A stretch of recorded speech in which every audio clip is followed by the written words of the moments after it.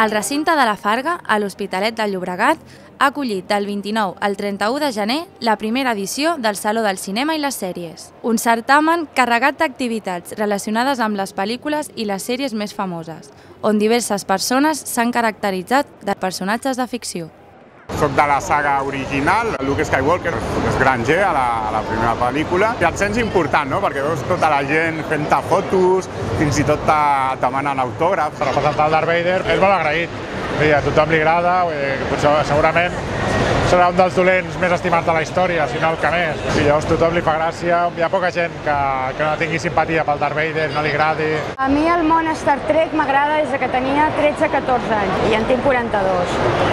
M'agrada la filosofia de vida d'aquesta sèrie. Una miqueta és aquesta filosofia de conviure en pau amb tothom.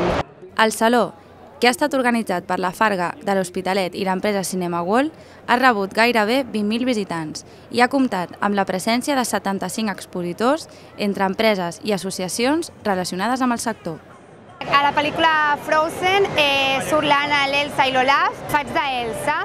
Els tres són molt importants, tot i que abans ho era més la Elsa, crec jo, i ara té bastanta importància l'Olaf, perquè diuen que és molt dolç, als nens ja els agrada molt, però per mi els tres són iguals d'importants. Indiana Jones és una saga cinematogràfica que sempre ens ha atret i poder participar en una exposició així, col·laborant, és una cosa molt interessant per nosaltres. Molts dels que pertanyem a ACU som fans de la Guerra de les Galàxies. El explorador, el ir a por un tesoro perdido, el no saber qué tiene ese tesoro, por ejemplo el arca perdida, la incógnita de, ostras, la van a abrir, qué tiene dentro, qué va a pasar cuando la abran, ¿no? Los peligros que tiene. Yo creo que Indiana Jones tiene eso de la magia, ¿no? Un poco, y de las aventuras. Es el hecho de descubrir una cámara y ver a ver qué hay, ¿no? Qué tesoros hay. Entonces a mí por eso Indiana Jones me gusta mucho.